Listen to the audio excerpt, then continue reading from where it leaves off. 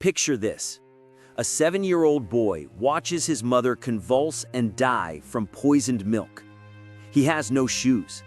His family lives in a dirt floor cabin with 3 walls and an open side exposed to Kentucky winters. There are no books, no school, no future. That boy would become the greatest president in American history.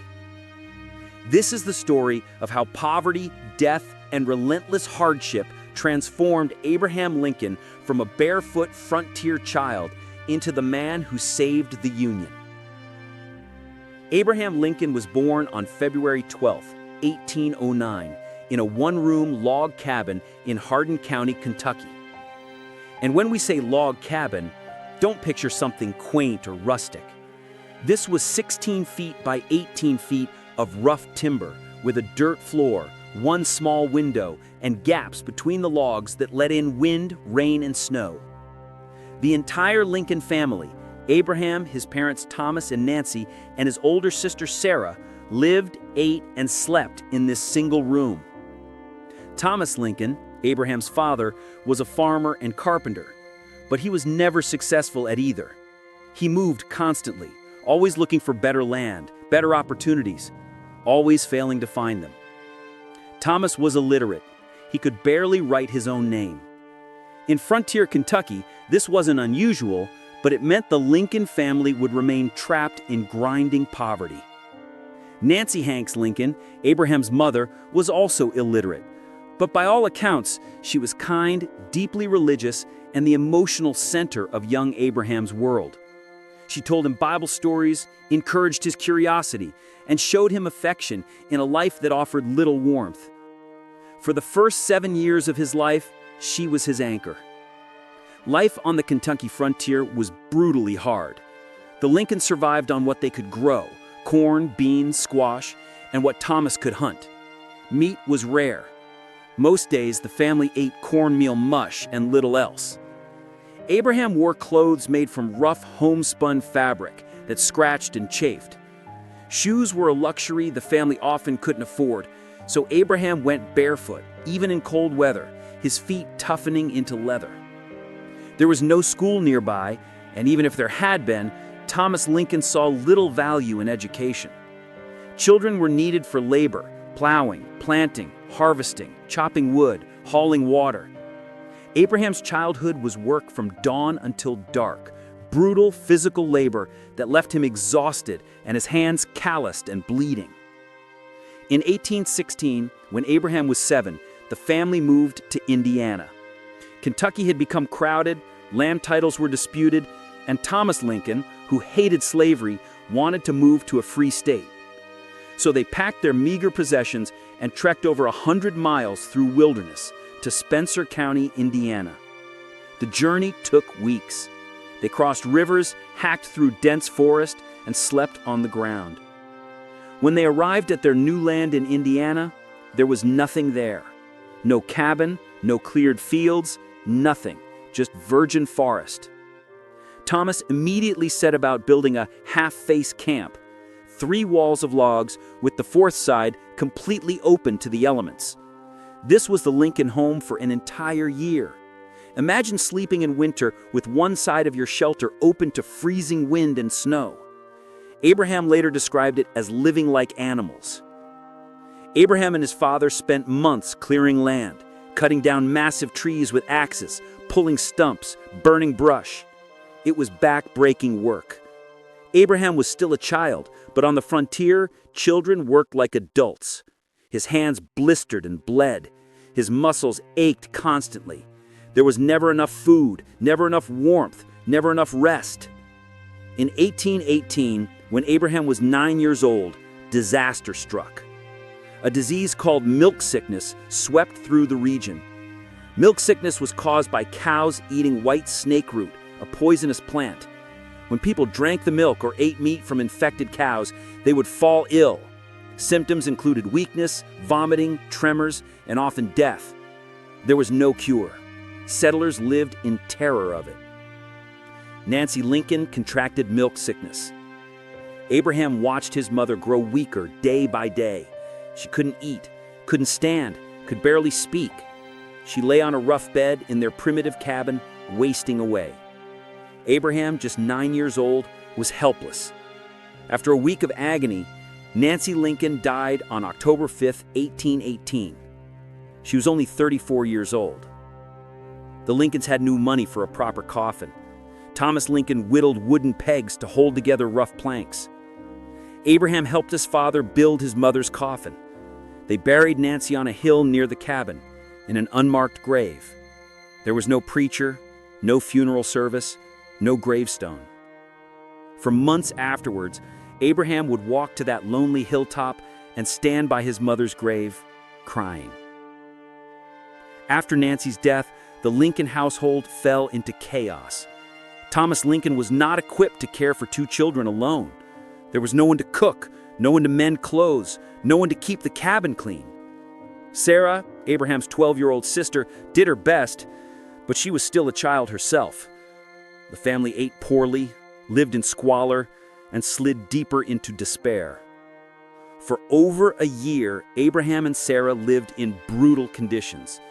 They wore ragged clothes, went hungry regularly, and had no maternal presence in their lives. Abraham later said this period was the darkest of his childhood. He felt abandoned, forgotten, and utterly alone in the wilderness. Then, in December 1819, Thomas Lincoln did something that changed Abraham's life. He traveled back to Kentucky and married Sarah Bush Johnston, a widow with 3 children of her own. When Thomas returned to Indiana with his new wife and her children, Abraham met the woman who would become the most important influence on his life. Sarah Bush Lincoln, Abraham called her his angel mother, was everything Nancy had been and more. She was warm, educated for a frontier woman, and she believed in Abraham. Unlike Thomas, who saw his son as just another pair of hands for farm labor, Sarah saw potential in the strange, bookish boy who would rather read than plow. Sarah brought something precious to the Lincoln cabin: books. She owned a Bible, Aesop's Fables, Robinson Crusoe, Pilgrim's Progress, and a few others. For Abraham, these books were a revelation. He had been hungry for knowledge his entire life, and suddenly here were entire worlds opened up to him. He read by firelight, memorized passages, read the same books over and over until they fell apart. But Abraham's hunger for learning met constant resistance from his father. Thomas Lincoln saw reading as laziness. He needed Abraham in fields, not sitting with books. Thomas would berate Abraham, sometimes physically punish him for reading instead of working. Neighbors later recalled Thomas striking Abraham for wasting time with books when there was work to be done. Despite his father's hostility, Abraham read everything he could find. He would borrow books from neighbors, walking miles to get them, reading by firelight until late into the night. He copied passages into homemade notebooks, memorizing poetry and speeches. He taught himself grammar, mathematics, and basic surveying from borrowed textbooks.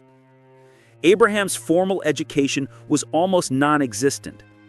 By his own estimate, he attended school for less than 1 year total. A few weeks here, a few months there, whenever a traveling teacher passed through and whenever Thomas Lincoln could spare him from farm work. These frontier schools were primitive. 1 room, 1 teacher, students of all ages crammed together. But Abraham soaked up every moment. What Abraham lacked in formal schooling, he made up for in self-education. He became known throughout Spencer County as the boy who was always reading, always asking questions, always trying to learn. He would walk to the county courthouse to watch trials, memorizing the lawyers' arguments. He practiced speaking and debating with anyone who would listen. But life on the Indiana frontier remained brutally hard. Abraham grew tall, eventually reaching 6'4", but he was rail thin from inadequate nutrition. He worked constantly, hiring himself out to neighbors for 25 cents a day, splitting rails, plowing fields, whatever paid. The law required that until Abraham turned 21, all his wages belonged to his father. Thomas Lincoln took every penny Abraham earned. In 1828, when Abraham was 19, tragedy struck again. His sister Sarah, who had married a local man named Aaron Grigsby, died in childbirth along with her baby. Abraham was devastated. Sarah had been his closest companion through all the hardships of their childhood. Now she was gone, just like their mother. Abraham blamed the Grigsby family for not getting Sarah proper medical help. His grief turned to anger, and he nursed a grudge against the Grigsbys for years. That same year, Abraham got his first glimpse of the wider world. A local merchant hired him to help transport goods down the Mississippi River to New Orleans. Abraham built a flatboat, loaded it with cargo, and floated over 1,000 miles downriver. In New Orleans, Abraham saw a major American city for the first time. The culture, the commerce, the opportunity. He also witnessed a slave auction. Abraham Lincoln had seen slavery before in Kentucky, but observing people being sold like cattle in New Orleans affected him profoundly. Men, women, and children were stripped, inspected, and purchased. Families were torn apart. Abraham watched in horror. Years later, a friend recalled Abraham saying, "If I ever get a chance to hit that thing, I'll hit it hard." That chance would come. In 1830, when Abraham was 21, Thomas Lincoln decided to move again, this time to Illinois. The family packed up, and Abraham helped drive the wagon through rain and mud to their new land near Decatur. For Abraham, this move had special significance. At 21, he was legally an adult. He no longer owed his father his labor or his wages. He was finally free. After helping his father build one more cabin and clear one more field, Abraham Lincoln left home for good. He was 22 years old, 6 feet 4 inches tall, weighing maybe 180 pounds, with no money, almost no formal education, and nothing but the clothes on his back. But he had something more valuable, an unquenchable desire to improve himself, a mind shaped by hardship, and a determination forged in frontier poverty. Abraham moved to New Salem, Illinois, a small village where he worked as a store clerk, postmaster, and surveyor. He continued his obsessive self-education, studying law books borrowed from local attorneys. He joined a debating society. He developed his skills as a storyteller and speaker. The awkward frontier boy began transforming himself into someone who could command a room. His childhood had given him unique gifts. Years of physical labor had made him incredibly strong. Neighbors marveled at his ability to lift heavy objects and split rails with seemingly effortless power. Years of poverty had given him empathy for the struggling and dispossessed. Years of self-education had trained his mind to think clearly and argue persuasively.